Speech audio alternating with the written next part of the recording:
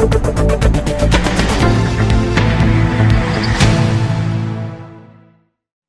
लक्षण महापर्व 2025 परम पूज्य मुनि श्री प्रणुत सागर जी सत्संग के सानिध्य में श्री महावीर दिगंबर जैन मंदिर लक्ष्मी नगर उज्जैन 1 सितंबर 2025 पांचवा उत्तम सत्य धर्म के दिन कहा कि मुनिश्री ने कहा कि सत्य वह प्रकाश है जो आत्मा को अज्ञान के अंधकार से मुक्त करता है। उत्तम सत्य ही होता है और सत्य ही उत्तम होता है। आचार्य प्रज्ञा सागर जी महाराज के जन्म दिवस के अवसर पर मुनिश्री ने आचार्य श्री के लिए कहा कि आचार्य श्री ने उज्जैन में बनाकर यहाँ का इतिहास ही बदल दिया है और महावीर स्वामी के इतिहास में यहाँ के लोगों को एक अलग ही महत्व दिया है। मुनि श्री सत्संग के सानिध्य में आज के कार्यक्रम का प्रातः 6:15 पर श्री जी के अभिषेक विशुद्ध देशना मंडप में होने वाले कार्यक्रम प्रातः 6:30 पर श्री जी के कलश अभिषेक व शांति धारा प्रातः 7 बजे सामूहिक पूजन व निर्वाण लाडू प्रातः 8:50 पर मुनि श्री के प्रवचन प्रातः 10 बजे मुनि सत्संग की आहारचर्या दोपहर 3 बजे तत्वार्थ सूत्र की वाचना व क्लास सायं 6 बजे प्रतिक्रमण सायं 7 बजे सामायिक रात्रि 8 बजे सामूहिक आरती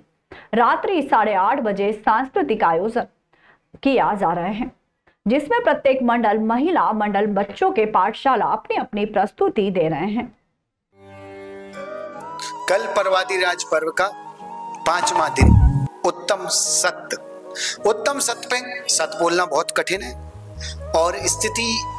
आज ऐसी है संसार की कि जो व्यक्ति सच बोलता है सत्य बोलता विश्वास रखना उसकी स्थिति बहुत खराब। हम ये नहीं कह रहे कि आप पूरे दिन भर हमेशा सच बोलें या सत्य बोलें, पर याद रखें जिनने हमें अपना सब कुछ माना है या जिनको हम अपना सब कुछ मानते हैं उनसे कभी ऐसा झूठ ना बोले कि उनका दिल टूट जाए। और जीवन में याद रखना ऐसा सच भी मत बोलना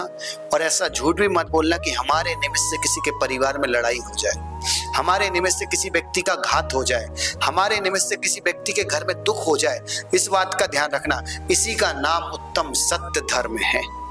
सबसे पहले तो परम पूज्य आचार्य भगवान गुरुदेव विद्यासागर जी महाराज का जन्म दिवस महोत्सव है और आचार्य भगवान विद्यासागर जी से लगभग आप सभी परिचित हैं। सबसे विशेष कर गुण उनका जो लगता है कि उनका जो प्रेम वात्सल और उनका जो ज्ञान का झोंक सब मैनेजमेंट के लिए है वो हम समझते हैं कि आप तो छोड़े पूरी साधु समाज के लिए सीखने के लिए एक आदर्श है। स्वाभाविक उनको जितने वर्ष दीक्षा लिए हो गए उतने वर्ष हमें पैदा हुए भी नहीं हुए, हाँ विश्वास रखना। और दीक्षा में देखें तो गुरुदेव विशुद्ध सागर जी से भी पुराने दीक्षित हैं, लेकिन उनकी सरलता,